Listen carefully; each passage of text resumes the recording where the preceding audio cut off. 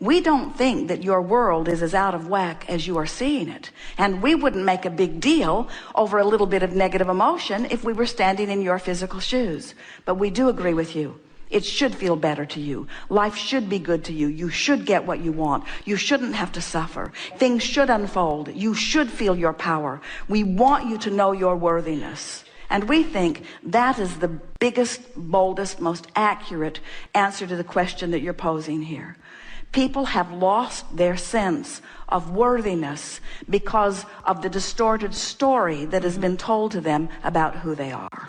And stories, so many, one after another. So what? But this conversation is not helpful.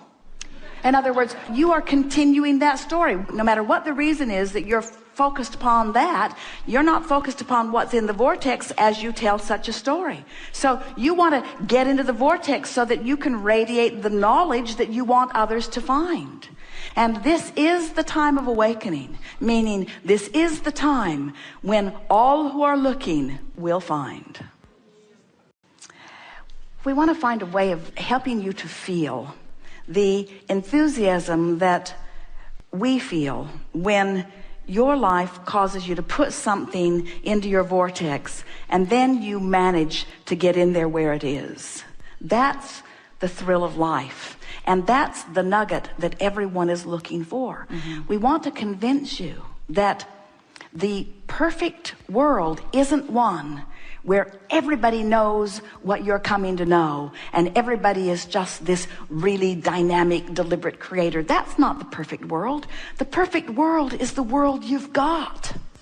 The perfect world is the world of contrast and balance. The perfect world is the world that stimulates new desire, and some line up with it and some don't. In other words, the perfect world is the world of choice. It's the world of knowledge.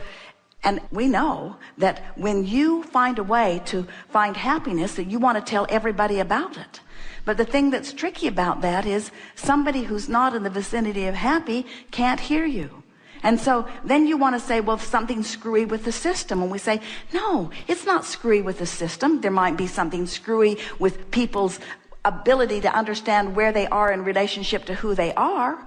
That's screwy. It's screwy that a mother welcomes a child into the world and then convinces the child that the child should care more what mother thinks than about how the child feels. That's screwy. But don't you notice that as children grow, that they begin reaching for more, and that if they care about knowing that they'll find their way?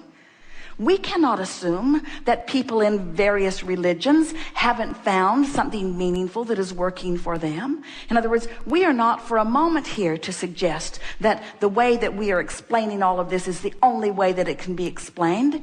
We understand the laws of the universe, but there are plenty of people who are outside the vortex, who are living, who have put things into their vortex, who find things in religions that you might not find that might help them to close their gap, you see?